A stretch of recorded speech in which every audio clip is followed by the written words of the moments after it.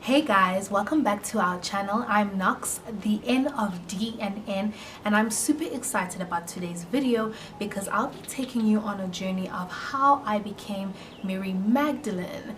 Now, I was given the opportunity in CRC, that's the house that I'm planted in, or the church that I go to, and I was given the opportunity to play and portray Mary Magdalene.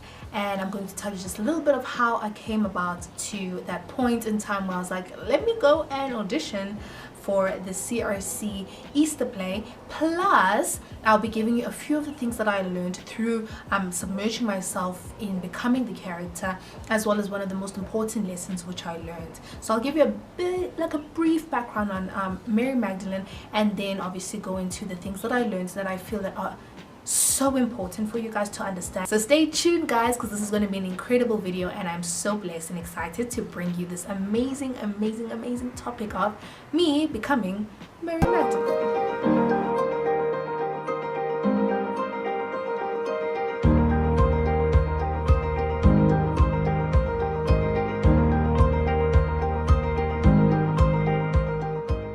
So now this is crazy. So I got the opportunity this past Easter to play and portray Mary Magdalene. And first of all, I wasn't planning on being on an Easter production. I'm fortunate enough, and I want to firstly thank my pastors, Pastor Adenarita Bolshov, for the opportunity to serve in the house, because I am part of the media team, and specifically the presenting team called The Movement, and under that is basically doing highlights of what happened in the church and the great things that happened throughout the week, creating an amazing content that goes on our YouTube, which is a CRC main YouTube channel that they have there, and you can find it under The Movement, so you can see each week a video was posted up. So I decided then, what happened is, one of my friends who happened to be the director also of the Easter play, in fact at that point she wasn't someone who I was very familiar with. Now we are much more on a familiar note, but she sent like a generic message out on our groups, and basically said, okay, the auditions are going to be happening, you should come through. Mind you, that's a Wednesday, we have practice, and the auditions are on a Thursday. So I was just like, God, should I nah, no. And then later I asked a few questions like, what is it that needs to be prepared and whatnot. So then I was like, okay, cool. And so I got in, and we weren't told what role we got. We were just kind of like reading lines when we went to practice, and we did like exercises, which was really fun because I do love performing arts. So it was really good to just tap into that passion of mine that I have. And so yeah, we were practicing, we're having a great time and whatnot. We don't have parts yet.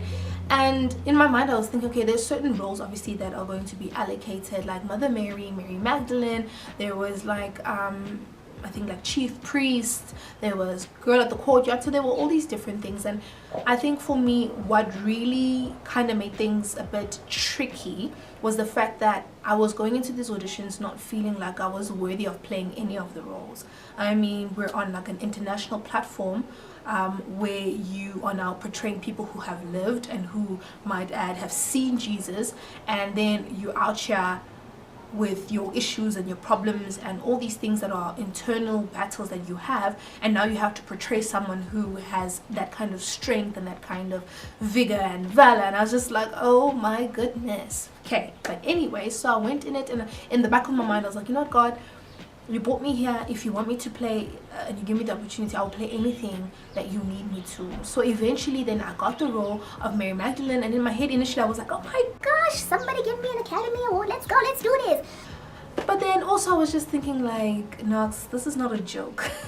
This is not a joke, because firstly, this role is not about you, in the sense that yes, God is going to use this role to get me to certain places, which he has, but this role is about people who are on the other side of the message, you know, people who are this is their last hope.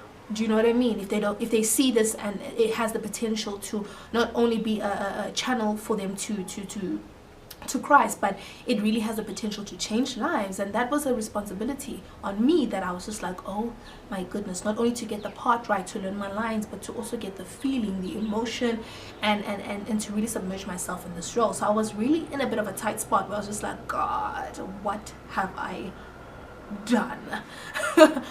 I just had to go up there and open my mouth, didn't I? So it was just really like that kind of situation.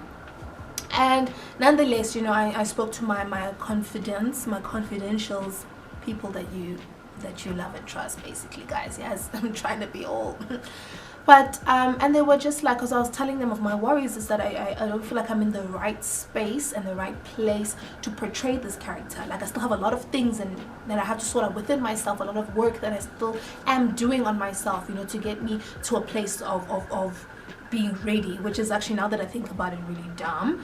But that's how we all feel sometimes, right? You feel like, okay, no, I'm only going to connect with God once I've sorted out my baggage, once I've like cleared out and clustered out the things that are hindering me in life. And that was the mentality that I had at the beginning. I was like, nah, I can't do this yet, But anyway, then I got a lot of information, and also praying is that actually I am the perfect person to play this role because of the clutter that I have in my life and because of my need for Christ even more. So then I went on a whole journey, and incredible individuals who sent me information about Mary Magdalene, obviously snippets from Passion of the Christ or other documentaries. I watched a lot of documentaries. I think one of them was like a whole hour, and I was just like, damn girl, you really committed to this, aren't you? And so I had that, and I read up obviously on my Bible and the different verses that really involve Mary Magdalene, and then it came to a question as to, now, what is the connection between Mary Magdalene and I? What is it that I can tap into in Mary Magdalene's story, or the information that we have about her, into my life, and vice versa? And how then do I bring a connection where it's not obviously going to lose myself, in the sense that I am also in this journey, in this character, and I'm learning, but also wanting to do justice to Mary Magdalene. She is a Jewish woman. Her name is Mary Magdalene. Mary is a common name that was there during that time. The time of Jesus, a very common name, obviously Mother Mary. So they needed certain thing. They didn't have surnames, so they needed certain names to distinguish him from. Obviously, if we're all Mary, then if you call, hey Mary, everyone's gonna be like, yes, yes, yes, yes, yes. So they had certain names. Some women who were married, for example, to a man, say James, then that person, if their name was Mary, then they'd be Mary of James. So Mary Magdalene, because she wasn't married, and she comes from a town called Magdala, and Mary Magdalene was there for the crucifixion, the burial, and the resurrection of Christ. And pre that, they had an encounter where she had, in the Bible they say that she had 7 demons, of which Christ cast them out.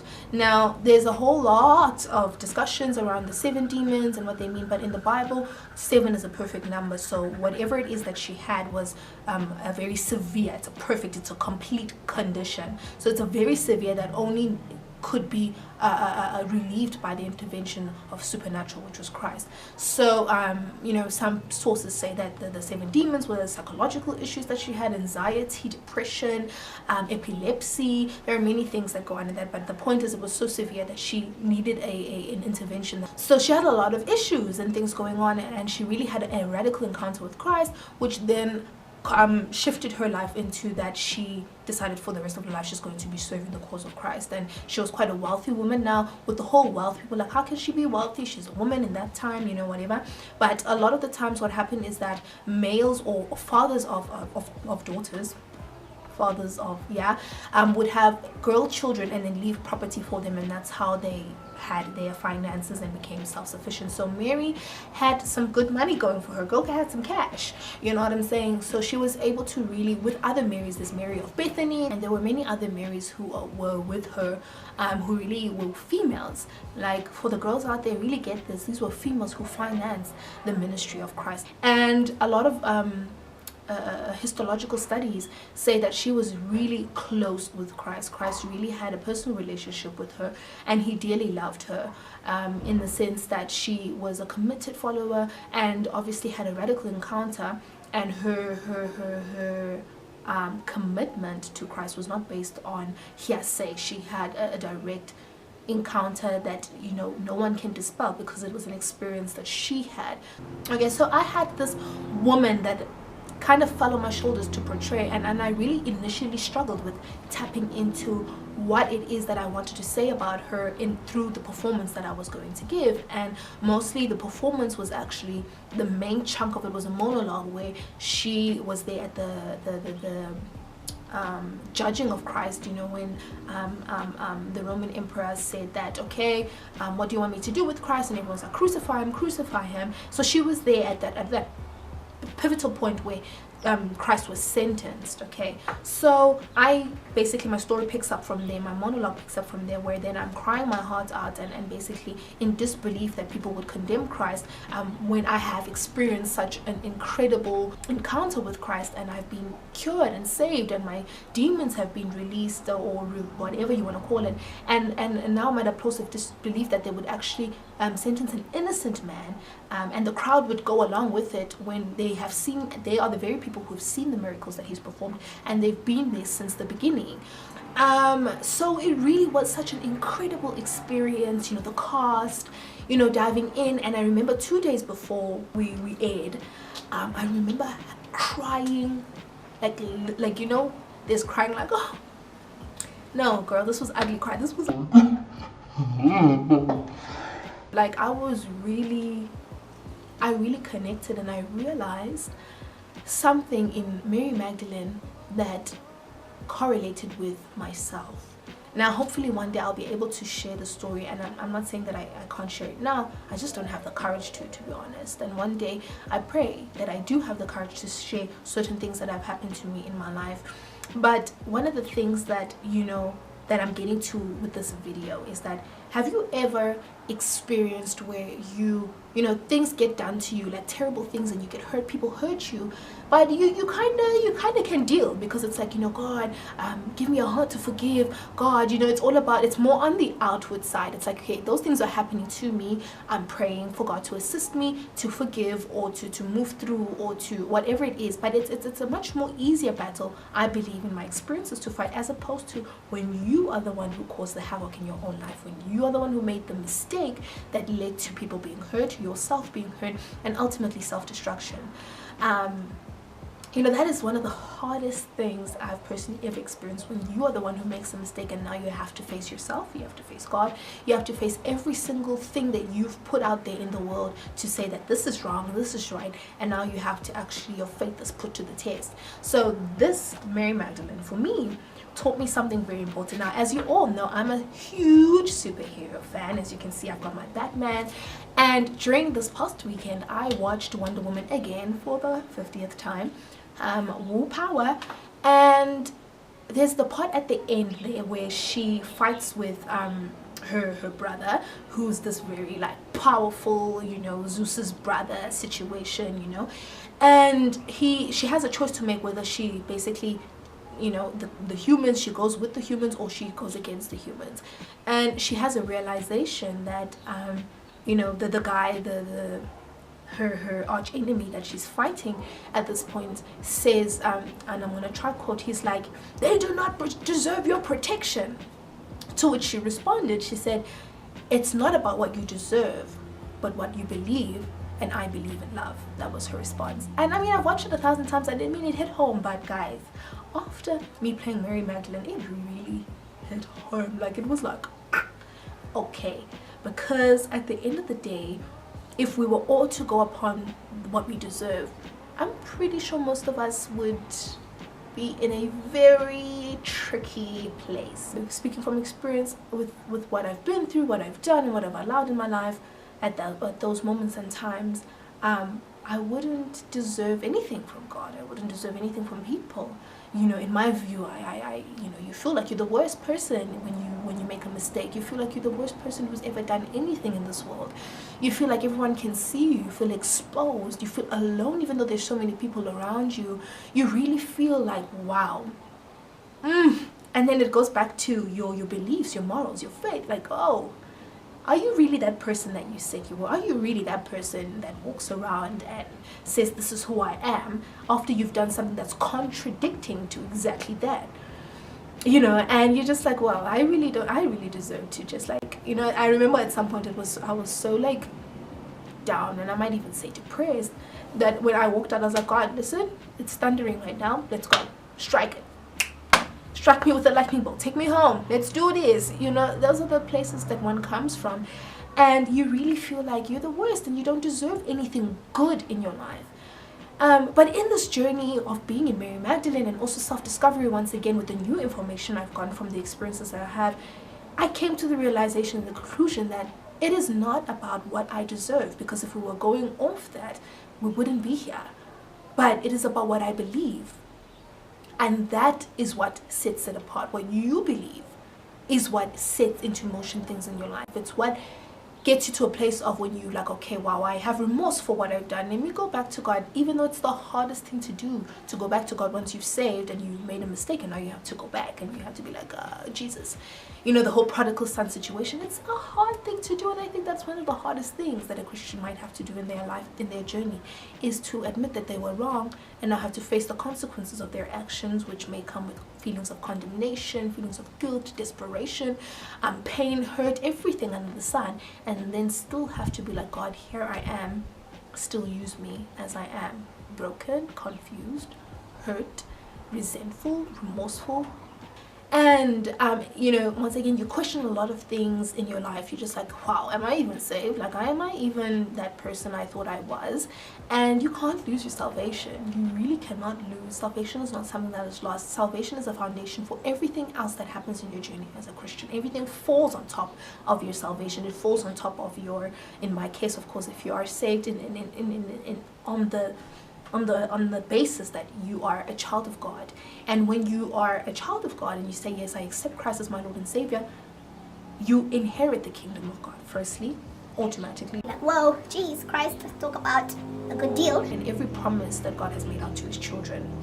Fascinating thing that I learned through this whole journey about deserving and believing is that even though you might inherit the promises are activated by your belief. If you believe what Christ said, that's what makes you safe. I'm speaking from a place where I am now, where I'm not exactly like, oh my gosh, the Lord is my shepherd, I shall not want. But I'm also not in a place where I'm like, oh God, I'm a total failure, strike me now. I'm like in the in-between ground where I'm like, okay, I know my God is real. I know he's working. I know that even though he might not be speaking to me, his presence is there. There's a few things that I wanted to touch on, and I wrote them down, that basically pertain to what I've learned through the journey of becoming Mary Magdalene, and I hope that these things help you. They're in no particular order, so yeah, don't try and piece things together like it's just as I wrote it down, as I thought of it, it is. Okay, so firstly, what we're talking about here, it's not about what you deserve, it's about what you believe, and you can fill in the rest. So take it as an exercise. For me, I say it's not about what I deserve, it's about what I believe, and I believe that I am blessed and I'm highly favored. And in different seasons of my life, I'll probably say different things in that. So take it as an exercise, maybe write it down, put it up on your wall. You can say, it's not about what I deserve, it's about what I believe. And I believe that I am healed. So you can fill in anything that you want to. It's a fun exercise. Your girl got you, you know what I'm saying? Okay, so the one thing I wanted to encourage you guys is that when you go through the most, number one, the battle is not going to be outside. People are going to continue with their lives. Everyone's going to be like, hey, they don't even see what's going on. The battle is inside, and that's where you need to be in terms of your focus. Don't worry about who's outside, who's saying what. What you need to take care of what's happening inside of yourself, because that's where the destruction, the pain, the self-doubt, the self-demotivation happens, is inside oneself. And that is one of the biggest battles that any of us are probably ever going to fight, is the battles within ourselves that no one can see, that no one can hear. And then you start to question your authority, you start to question your beliefs, because you're just like, wow, I'm really a hypocrite, hey? Okay, so these are all the things that are happening within yourself when you make a mistake, or when you when something happens that you caused. You start mourning yourself. You know, have you ever mourned yourself and you're just like, yo, I am just, what have I done? You know, like, oh my God, I've lost the specific thing. Oh wow, I've done this thing. Like, you mourn yourself. You really go through a process of mourning. It's the most fascinating thing that I've personally ever been through. And you know, so those are the things that you're feeling. Okay, so now take into consideration all of that. Now what to do, where to go, you know, where to from here. My advice is, don't move your position. We tend to want to, especially if you're in a church context, we tend to want to step down from leadership. We tend to want to not hang out with our Christian friends anymore. We tend to want we don't want to go to prayer meetings. We don't want to be with people who are these holy people who are on fire for God, because clearly you're not on fire for God because you committed that thing or you did that. My advice is really just stay in position. Sometimes you don't need to have a prayer. Sometimes you don't need to have the words to say. Sometimes you don't need to shabba dabba hip, say yep yep.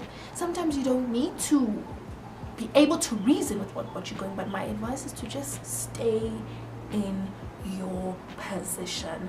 Don't move, because you will not make a move that is in your best interest because of your emotions of anger, feeling guilty, feeling sad, feeling uncertain, feeling like you're the worst person in the world. Stay in your position.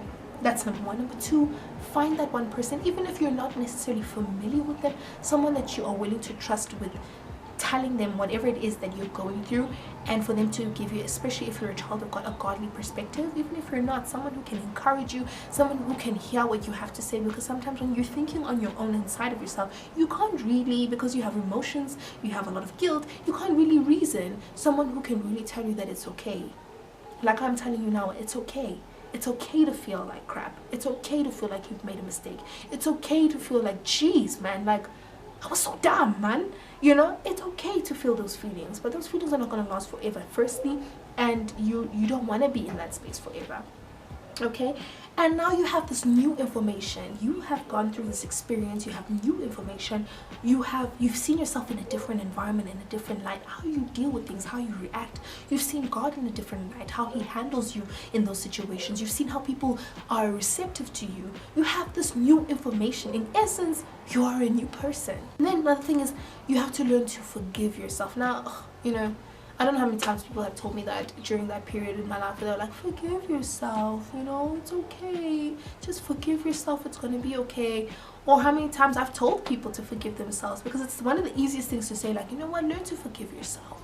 Yeah, that's it. Learn to forgive yourself, yeah? But it's one of the hardest things to do, especially when you have caused the trauma or the explosion in your life. It's one of the hardest things to do.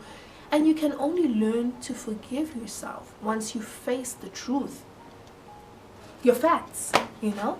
One of the beautiful things is I went to God and I was just like, and I thank God for the relationship I have with him. I just went there with the facts. I was like, yeah, this is it. This is me. This is what I've done. This is what I've seen.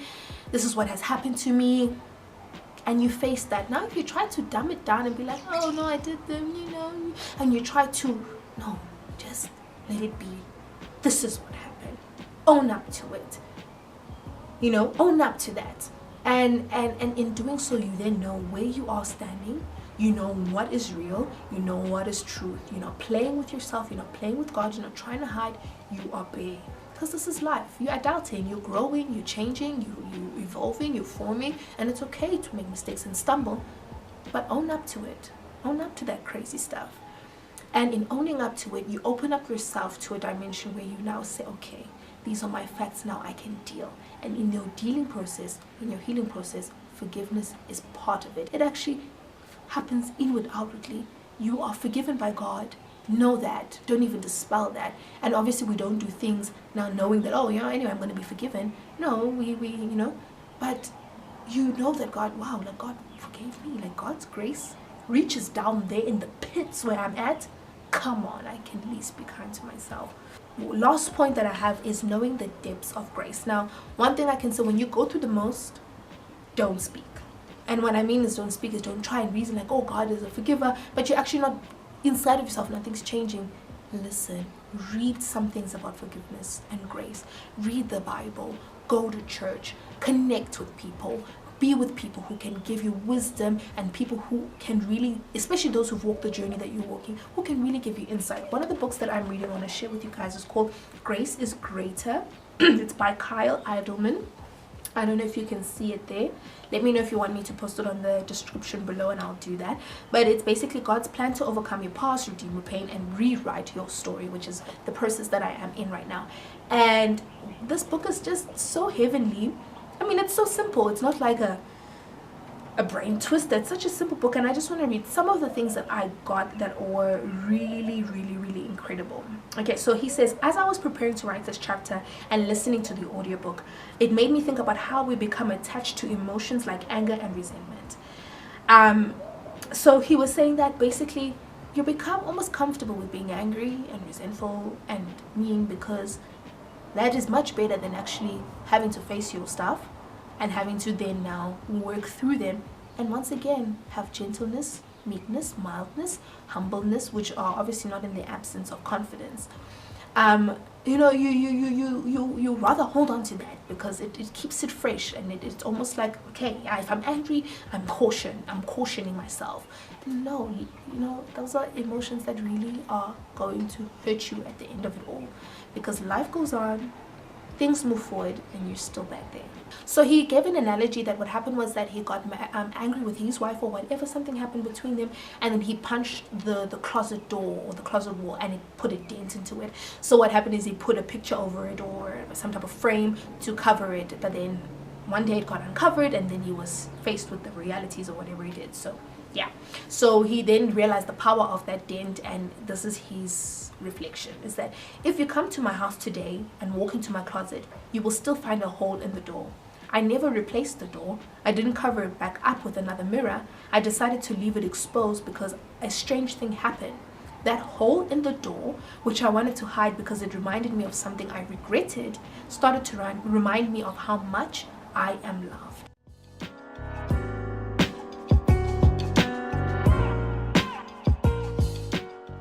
I hope you guys enjoyed this video, a little piece into my mind, my spiritual life, my thoughts about certain things, and we'll surely bring you more. Divine and I will be coming in next time to bring you incredible topics like relationships, and also some fun things that we'll be doing, like events around Bloemfontein that are up and coming. So please guys, do stay tuned to our channel, subscribe, like, leave a comment, tell us exactly what it is that you want us to bring you to this platform, and we will definitely oblige. We thank you so much for joining us today. I'm super excited for what is still to come. You guys are awesome, and I'll see you guys next time. Bye.